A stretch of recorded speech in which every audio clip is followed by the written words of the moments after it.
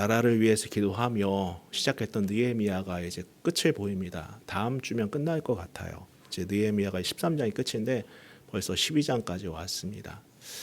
끊임없이 우리가 나라를 위해서 기도해야 될 것이고, 이 나라가 정말 하나님의 은혜가 있는 나라, 하나님의 정의가 세워지는 나라가 되기를 간구해야 할 것 같습니다.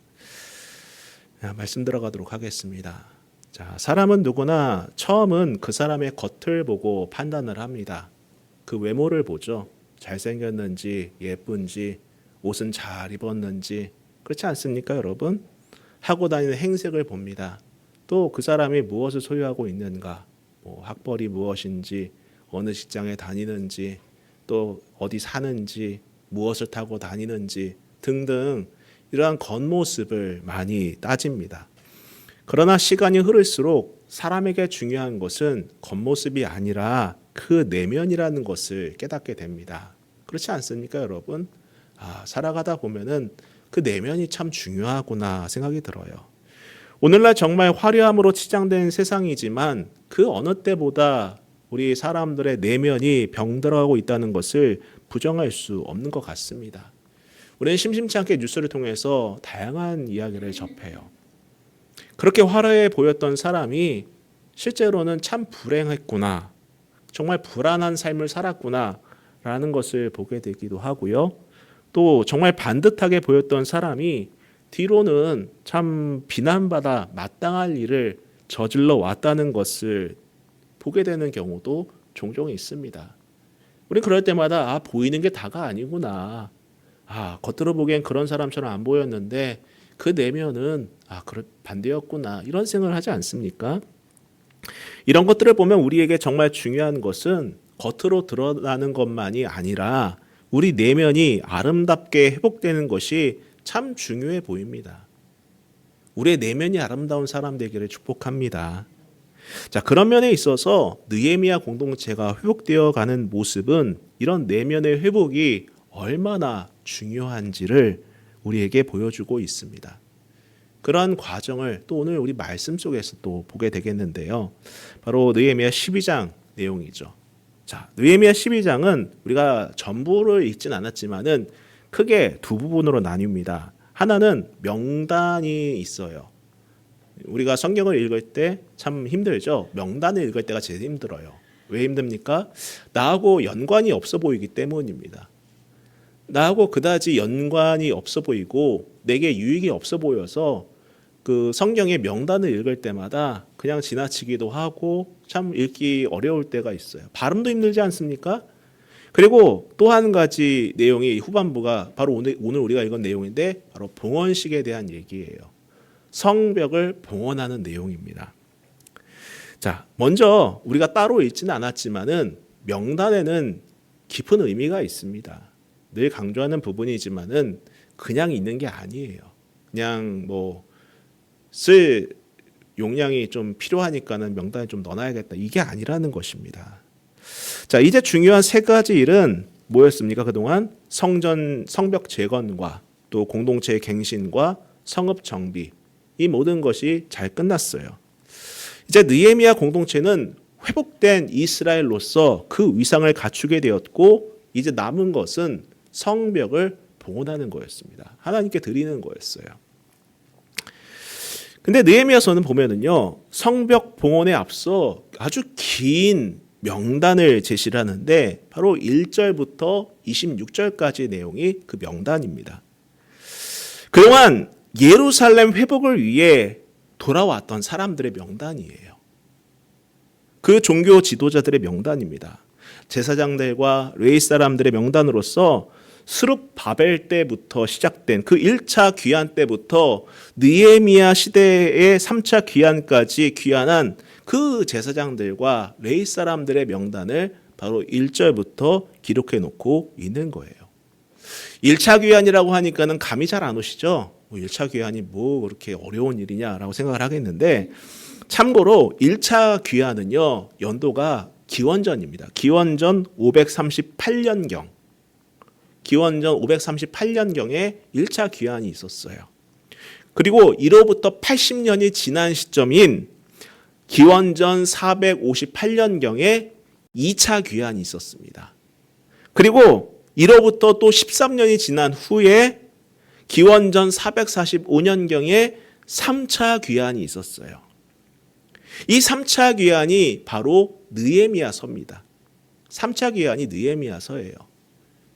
자, 그래서 12장 1절 우리가 읽진 않았지만은 1절을 보면은 가장 먼저 등장하는 이름이 있습니다. 그 이름이 무엇이냐면 바로 스룹바벨이에요. 이 스룹바벨이란 사람은요, 1차 귀환 때의 지도자였습니다. 그 이스라엘 백성들의 무리를 이끌고 온 그 지도자가 바로 스룹바벨이었어요. 대략 100년 전부터 그 땅에 이주가 시작된 것이고 그 이름을 처음부터 하나하나 기록해 놓은 것이 바로 1절부터의 내용인 것입니다. 즉 느헤미야는요, 이 성벽을 봉헌하기 전에 이 황무지의 귀환을 먼저 해왔던 그들의 조상들의 발자취를 명단을 써가면서 기억하고 있었던 것입니다. 여러분, 이 명단은 우리에게 두 가지를 생각하게 합니다. 가장 먼저는요, 여러분, 바로 이 느헤미야 공동체의 회복은 느헤미야라는 단 한 사람의 위대한 인물로 인해서 생겨진 것이 아니다라는 거예요. 그 한 사람 때문에 이런 놀라운 역사가 벌어진 것이 아니었다라는 것입니다. 대략 100여 년 전부터 그 땅에 귀국을 하여서 터전을 잡고 회복을 꿈꾸며 하늘의 미랄을 심었던 믿음의 선배들이 있었기 때문에 가능했었다라는 거예요. 아무것도 없는데 그냥 느헤미야가 어떤 느낌이 충만해가지고 가야겠다 해서 그 한 사람으로 인하여서 그 모든 회복이 일어난 것이 아니라 100여 년 전부터 스룹바벨이라는 인물을 통해서 하나님께서 역사를 하셨고 그 땅에 계속 미랄을 심어 왔었기 때문에 그 열매를 느헤미야가 누릴 수 있게 되었다라는 거예요. 여러분, 우리나라 역사와 참 많이 닮아 있지 않습니까? 우리가 살고 있는 이 나라도 우리가 다 기억할 수 없지만은 앞서간 사람들의 희생과 헌신으로 일구어진 나라라는 점은 부인할 수가 없어요. 그렇지 않습니까, 여러분? 그 부모 세대, 그 할머니, 할아버지 세대들의 그 희생과 눈물이 있었기 때문에 이 나라가 바로 설 수 있게 된 거예요. 선진국이 누가 잘해서 되는 것입니까? 아니에요. 누군가의 헌신과 희생과 땀 흘림이 있었기 때문에 가능했던 것입니다. 일제감점기라든지 한국 전쟁 등등 그 시대를 살며 희생한 세대가 있었기 때문에 우리가 이 땅에서 이 아름다운 나라를 일궈 나갈 수 있게 된 거예요. 태어나 보니 선진국이네, 이게 아니라는 것입니다. 그래서 그 희생한 세대가 있었다는 것을 우리는 잊지 말고 기억해야 합니다. 단순히 복음만 붙들고 사는 거 필요하지만 우리가 대한민국 국민으로서 이 나라의 확실한 정체성을 갖고 나라를 사랑하는 마음을 좀 가져볼 필요가 있지 않을까 해요. 그런 마음을 갖고 우리가 나라를 위해서 기도해야 합니다.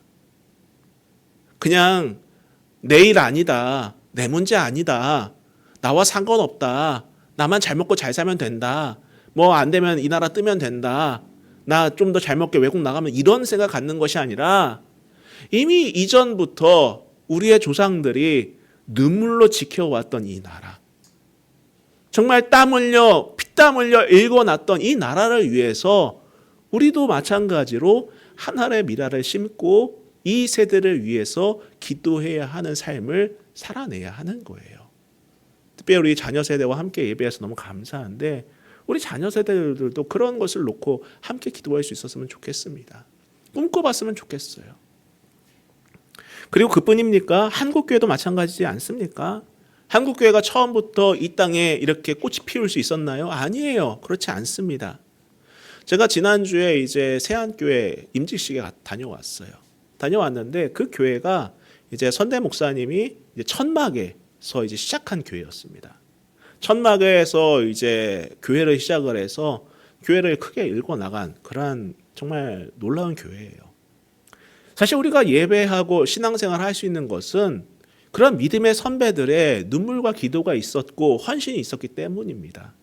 그들의 기도와 헌신이 없었다면요, 오늘 우리가 이 세대에서 이렇게 자유롭고 또 평안하게 이런 예배를 드릴 수 없었을 것 같아요. 많은 순교와 기도와 눈물이 이 땅에 심겨졌기 때문에 한국 교회가 꽃피울 수 있게 된 것입니다. 이런 앞선 세대를 기억할 때 여러분, 우리는 좀 더 감사한 마음과 함께 겸손해지고 겸허해지게 되는 거예요.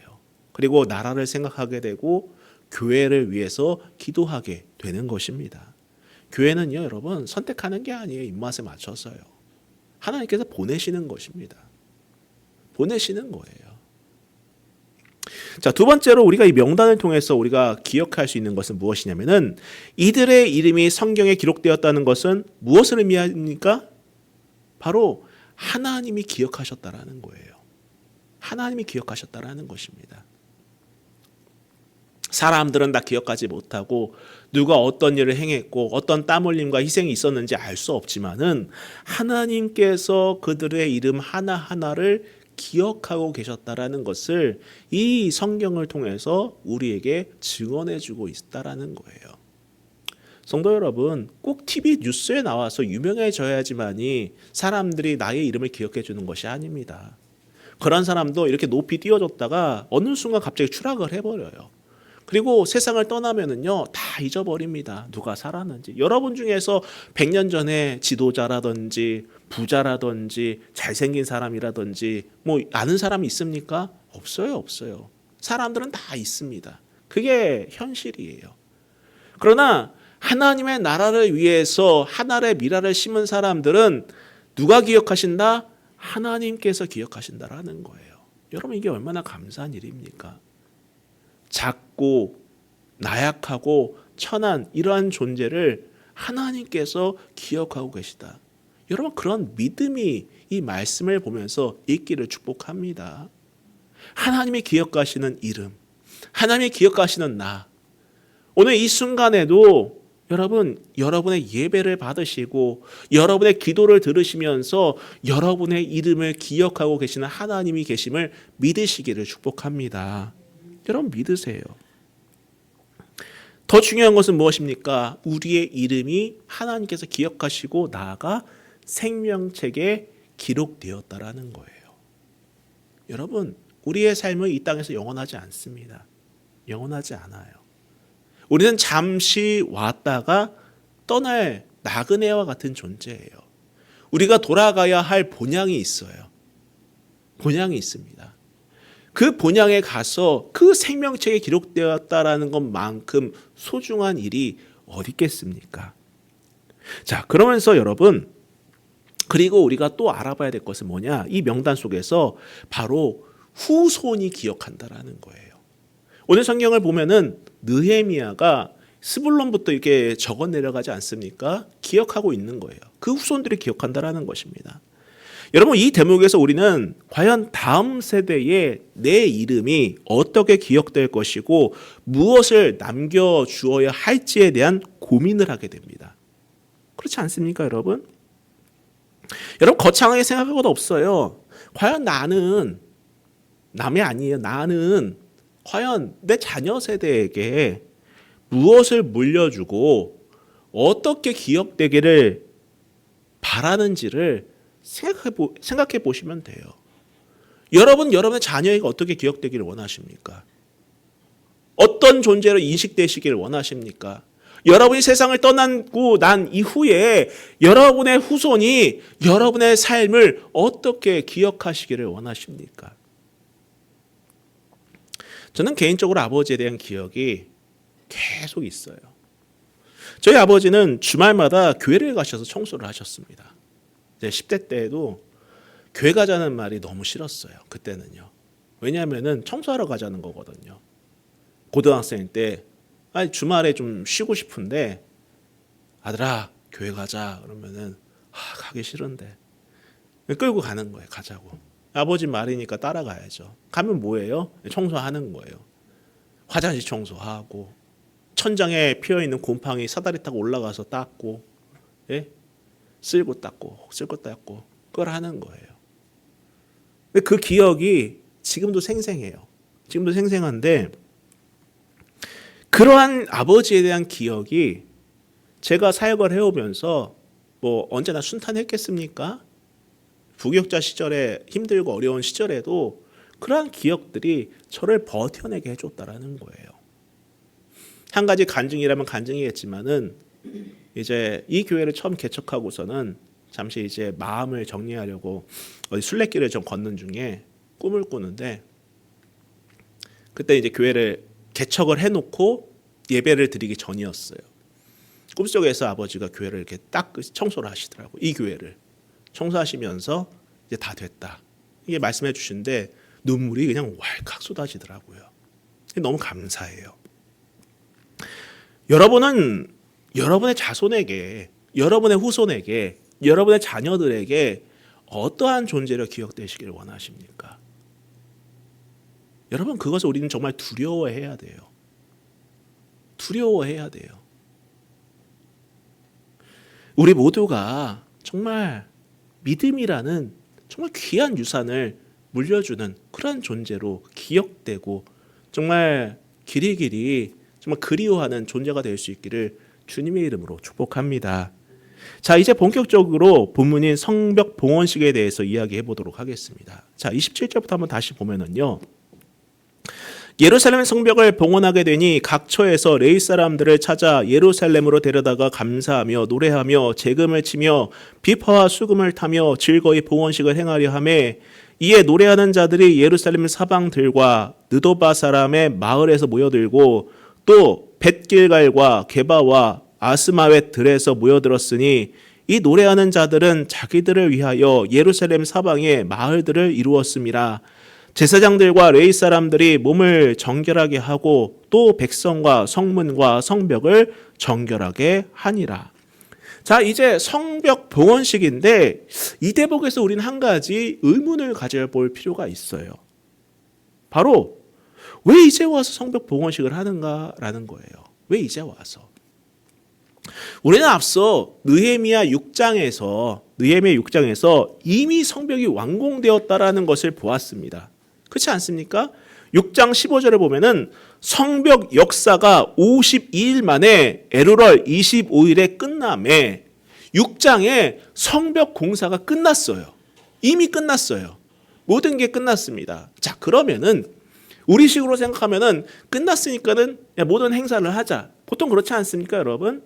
교회를 지으면은 성전 봉헌식 같은 걸 하는데 뭐 몇 년이 있다 합니까? 아니에요. 끝나고 바로 합니다.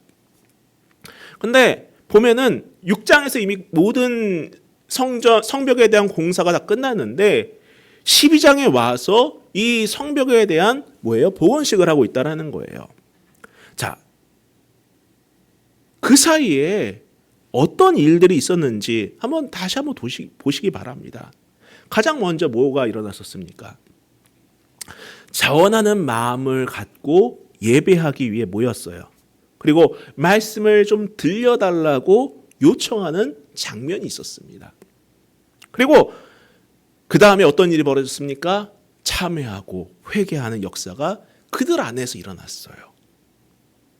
그리고 나서 하나님께서 이루어가신 역사들을 되짚어가면서 기억을 합니다. 그리고 나서 어떻게 합니까? 구체적인 변화를 결단하고 자신들의 이름을 쓰며 임봉을 합니다. 그러고 나서 어떻게 합니까? 자원을 해요. 내가 이제 실천하겠습니다. 그러한 삶을 살아내겠습니다. 자원을 한다라는 거예요. 즉 6장부터 12장 사이에 어떤 변화가 일어났습니까? 그들 안에 내적인 변화가 일어났다라는 거예요. 내적인 회복이 있었던 것입니다. 이런 변화가 일어나니 오늘 성경을 다시 보면은 이 성벽 봉헌식에 참석하는 사람들의 모습이 어떻습니까, 여러분? 다시 27절부터 30절을 보면은요, 그들 모두 안에 뭐가 있어요? 기쁨이 있었다라는 거예요. 기쁨이 있었다라는 것입니다. 즐거움이 있었다라는 거예요. 겉만 그럴듯한 봉헌식이 아니라 그냥 허례허식하는 이런 이례적으로 하는 봉헌식이 아니라 참여하는 모든 사람들이 기쁨으로 충만해서 그 봉헌식 내면도 풍성한 모습을 보여주고 있다라는 거예요. 여러분, 이 내용은 오늘 우리에게 상당히 중요한 부분을 지목하고 있어요. 바로 오늘 여러분에게 있어서 예배는 기쁜가? 라는 질문을 주고 있다는 겁니다. 감사한 마음이 가득한가? 라는 질문을 주고 있다는 거예요. 교회를 이루고 공동체 안에서 교제하며 봉사하고 섬기는 것이 기쁜가? 라는 질문을 우리에게 주고 있다는 것입니다. 제가 예전에 부교육자 시절에 연말 연초만 되면은 성도님들이 찾아와서 하소연하는 것 중에 하나가 무엇이냐면은 봉사하기 너무 힘들다라는 거예요. 제발 이번에 좀 빼달라는 겁니다. 목사님, 저는 부교육자 힘없어요. 그래도 소용없어요. 저 이제 이 봉사 좀 안 하게 해주세요. 교사 좀 그만하게 해주세요. 식당 봉사 좀 그만하게 해주세요. 이거 봉사 그만하게 해주세요. 너무 힘들어요. 뭐 어른만 그럽니까? 청년들도 찾아옵니다. 목사님, 저 너무 힘들어요. 너무 힘들어요. 너무 지치고 버겁습니다. 이런 얘기를 들었어요. 제가 그래서 오죽하면은 어떻게 했냐면은 나중에는 어른들은 뭐라 못하고 청년들은 너희들 삶을 살아가면서 지금 이 순간이 정말 정말 중요하다. 이 대학 시절 그냥 보내면 안 돼. 공부해야 돼. 다음을 위해 준비해야 돼. 그러니까는 너무 올인하지 말고 딱 봉사 하나만 해. 너가 감당할 수 있는 거 딱 하나만 해. 그렇게 말렸어요. 제가 오죽하면 따라다니면서. 중요한 건 너의 영혼이야. 봉사가 너를 살리는 것이 아니라 말씀이 너를 살리는 것이고 복음이 너를 살리는 것이지, 봉사, 너의 마음에 감사함과 기쁨과 감격이 없는 상태에서 봉사를 한다? 그건 너를 죽이는 일이야. 그럴 거면 하지 않는 게 좋아. 그냥 정말 하고 싶다면 딱 하나만 하고 너의 삶을 위해서 하나님께서 너에게 주신 그 시간을 선용해서 정말 좋은 일에 쓰길 바란다. 공부하고 준비해라. 그런 얘기를 했었습니다. 여러분, 만약 우리가 풍성한 삶으로 들어가지 않은 상태에서 어떤 무언가를 열심히 봉사하게 되면은 결국에는 지치게 되는 거예요. 다들 경험해 보시지 않으셨습니까? 내 안이 충만하지 않으면은요, 내가 그냥 억지로라도 뭔가를 봉사하게 되잖아요. 그럼 결국에는 지치게 돼요. 그리고 이렇게 지치게 되면은 나오는 자연스러운 반응이 있습니다. 그것이 무엇인 줄 아십니까?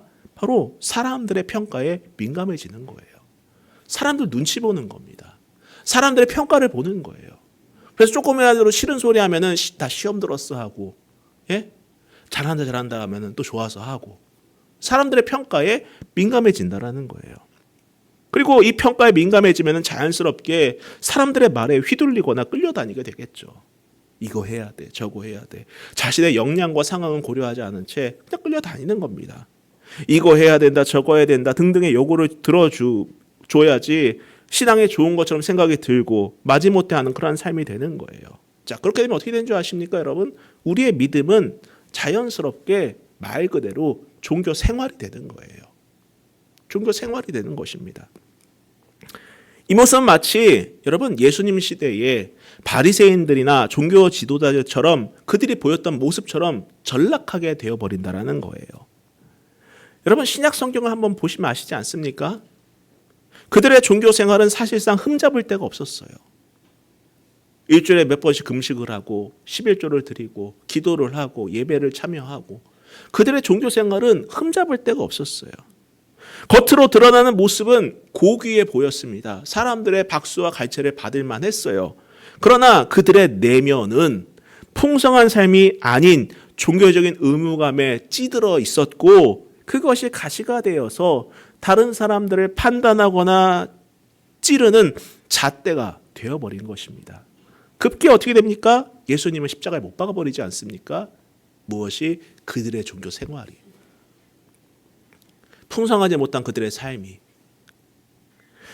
그래서 여러분 겉모습 못지않게 중요한 것이 우리 안에 있는 내면이에요. 우리 내면이 중요한 것입니다. 나는 하나님으로 충만한가? 나는 예수님으로 충만한가? 물론 당장은 그렇지 않아 보일 수 있어요. 예수님을 충만한 것? 하나님으로 충만한 게 뭐지? 뭐 그런 생각도 들기도 하고 그 충만한 내가 삶을 살아가고 있는가 의문이 들 수도 있겠죠.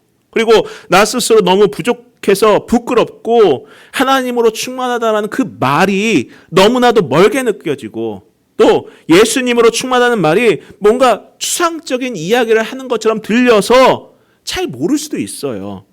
그런데 여러분 아셔야 할 것은 그 충만하다는 것은 어떤 감정적인 상태를 말하는 것이 아닙니다. 예를 들어 어떤 집회를 다녀왔어요. 설교를 들었습니다. 크게 웃고 즐거워하고 마음이 상쾌했어요. 그럼 물론 그때 감정적으로 충만해질 수 있겠죠. 그러나 여러분 그것을 말하는 것이 아니에요. 예전에 뭐 제가 학생부도 해보고 청년부도 해봤지만은 뭐 수련회 데리고 가가지고 막 기도하고 으쌰으쌰 하면은 갔다 온 날은 뜨거워요. 이렇게 하겠습니다. 그리고 한두 두 줄 지나면은 시들해버린다라는 거예요. 그래서 감정적으로 충만한 건 충만한 게 아니에요. 그건 진짜가 아닙니다. 여러분 느헤미야 공동체가 보여준 모습은 그런 모습이 아니에요. 누군가가 나타나서 정말 놀라운 영향력을 발휘해서 사람들을 감동시킬 만한 말씀을 전해서 그들이 감동해서 변화되고 충만한 것이 아닙니다. 여러분 충만하다라는 것은 다른 말로 내가 생명을 향한 여정에 서 있다는 것을 의미하는 거예요. 여러분 느헤미야 공동체는요 성벽 봉헌식에 앞서서 변화를 보여주었죠. 근데 이들의 변화는 어떤 변화였습니까? 이전의 삶에서 결별하겠습니다라는 변화였어요. 이 말은 다른 말로 하면은 이제부터는 우리가 하나님 백성으로서의 그 방향을 향해 가겠다는 선언이자 생명을 향한 여정이라는 그 과정에 올라서겠다라는 다짐과도 같은 결단이었다라는 거예요. 내가 이전까지는 세상을 따라갔지만은 이젠 그 세상과 결별하고 내 삶의 방향과 목적이 하나님을 향하길 원합니다. 하나님 백성으로 나아가길 원합니다. 라고 해서 그 여정에 올라타 그 과정을 걸어갔을 때에 그들은 변화를 경험하고 있었다라는 거예요. 영생을 향한 여정에 오른 사람은요, 여러분, 충만해질 수밖에 없어요. 예수님으로 충만해질 수밖에 없습니다. 왜냐하면은 삶의 방향과 목표가 그분께 맞춰져 있기 때문이라는 거예요. 물론 당장은 안 보일 수 있겠죠. 그렇죠? 나 이제부터 예수님 바라보며 갈래. 뭐 어제하고 오늘하고 다르지 않을 수 있어요. 어제의 내 모습과 오늘의 내 모습은 별 차이가 없는데 왜 나는 안 변하는 걸까? 왜 나는 예수님 바라보면서 가고 싶은데 왜 이 모습 이대로일까라고 생각이 들지만은 여러분 그 과정에 올라선 사람은요 어제 오늘은 다르지 않을 수 있겠지만은 6개월이 지나고 1년이 지나고 5년이 지나고 10년이 지나면은요 바뀌어져 있다라는 거예요. 바뀌어져 있다라는 것입니다. 그게 인생이에요, 여러분. 그리고 여러분 보세요. 느헤미야 공동체의 모습을 한번 보시기 바랍니다. 그들의 실제하는 현실적인 문제가 해결된 건 1도 없어요. 그렇지 않습니까, 여러분? 우리가 계속 말씀을 읽어왔지만은 현실적인 문제가 해결된 건 1도 없어요. 하나도 없습니다. 자원해서 예루살렘에 살기로 작정을 했지만은 현실은 넉넉하지 않았습니다. 자, 그럼에도 불구하고 이들은 성벽 봉헌식에 기뻐하며 참여했습니다. 무엇 때문입니까? 이들은 이미 하나님 백성으로서의 여정에 올랐고 그 과정에서 충만함을 누리고 있기 때문이라는 거예요. 성도 여러분, 이러한 충만한 삶이 오늘 저와 여러분의 삶이 되기를 축복합니다. 여러분, 여전히 내가 예배를 기뻐할 수 없다면, 예배가 의무처럼 느껴지고 그저 내 마음이 메말라가고 있다면은 우린 진지하게 우리 스스로에게 질문해 봐야 돼요. 과연 나는 하나님 나라를 향한 여정에 참여하고 있는가? 예수 그리스도를 바라보면서 그 길을 걸어가고 있는가? 영생의 길에 참여하고 있는지를 우린 진지하게 우리 자신에게 되물어 봐야 하는 것입니다. 성도 여러분, 우리가 이러한 영생의 그 여정에 참여하는 순간 우리의 삶은 바뀌어 나갈 수밖에 없어요. 기뻐할 수밖에 없는 것입니다. 다른 사람을 보는 관점이 달라질 수밖에 없는 거예요. 내 이웃을 내 몸처럼 사랑하라 하신 것 어렵지 않게 되는 거예요. 하나님을 내 생명처럼 사랑하라 어렵지 않게 되는 것입니다. 자, 계속해서 볼까요, 여러분? 31절 보세요. 이에 내가 유다 방백들을 성벽 위에 오르게 하고 또 감사 찬송하는 자의 큰 무리를 둘로 나누어 성벽 위로 대오를 지어 가게 하였는데 한 무리는 오른쪽으로 분문을 향해 가게 하니 또 내려가서 38절에 감사 찬송하는 다른 무리는 왼쪽으로 행진하는데 내가 백성의 절반과 더불어 그 뒤를 따라 성벽 위로 가서 화덕망대 윗길로 성벽 넓은 곳에 이르렀고 쭉 내려가서 40절에 이에 감사 찬송하는 두 무리가 하나님 전에 섰고 또 나와 민장의 절반도 함께 하였고. 여러분 이게 지금 상상이 되십니까, 여러분? 이 모습이 상상이 되세요? 제가 이렇게 끊어서 읽어드렸는데 상상이 되십니까? 모든 사람이 백성들이 어떻게 합니까? 성벽에 올라갑니다. 그리고 그 성벽을 어떻게 한쪽은 오른쪽으로 이렇게 돌아요.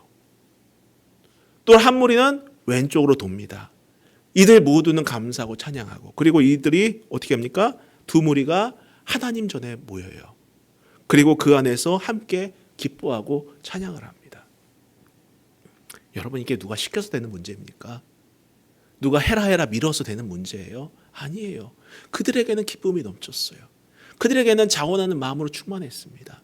그들은 하나님의 백성이라는 것에 대한 기쁨이 있었다라는 거예요. 모두가 자원했고 이 일로 인해서 기뻐했다라는 겁니다. 성도 여러분, 오늘 우리의 마음이 회복되기를 축원합니다. 우리의 심령이 회복되기를 축복합니다. 여러분 하나님을 충만하기를 원합니다. 우리의 인생의 방향이 그분으로 정해지기를 축복합니다. 이뿐이 아니에요. 여러분 44절을 보세요. 어떤 일이 벌어집니까? 그날에 사람을 세워 국간을 맡기고 제사장들과 레위 사람들에게 돌릴 것 곧 율법에서 정한 대로 거제물과 처음 익은 것과 11조를 모든 성읍 밭에서 거두어 이 국간에 쌓게 하였노니 이는 유다 사람이 섬기는 제사장들과 레위 사람들로 말미암아 즐거워하기 때문이라. 여러분 어떤 일이 벌어집니까? 첫 소산을 드리고 11조를 드리고 이런 것을 어떻게 합니까? 마지막에 보면요. 즐거워하여서 했다라는 거예요. 즐거워하여서 했다. 우리 교회는 제가 헌금 설교를 하지 않아요. 헌금에 대한 내용도 그렇게 없습니다. 딱 3개밖에 없죠. 11조, 감사, 주일, 주정헌금 딱 3개밖에 없어요. 여러분 하나님께 드리는 예물도 감사함이 충만하면 드리게 되는 거예요. 그렇지 않습니까, 여러분? 오늘 이 느헤미야 공동체에 있던 사람들은요. 드림조차도 기쁨이 되었어요. 즐거운 마음으로 드리기 시작했다라는 거예요. 왜? 하나님으로 충만하기 때문에. 그것이 기쁨이기 때문에. 그들의 내면이 하나님으로 풍성하기 때문에 드림도 기쁨이 된 것입니다. 정리하겠습니다. 여러분, 성도 여러분의 삶에도 기쁨이 충만하기를 기도합니다. 여러분 기쁨이 충만하기를 축복합니다. 인위적이고 가식적인 기쁨이 아니라 정말 예수님으로 충만하고 하나님 백성으로서의 풍성한 삶을 누리는 그 과정 속에서 기쁨이 넘치기를 축복합니다. 그래서 여러분의 삶이 하나님께서 기억하는 인생이 되고 여러분의 자녀와 자손들이 그 믿음을 유업으로 받아 정말 축복의 가문을 이루시기를 주님의 이름으로 다시 한번 축복합니다. 우리 같이 찬양하고 기도하도록 하겠습니다.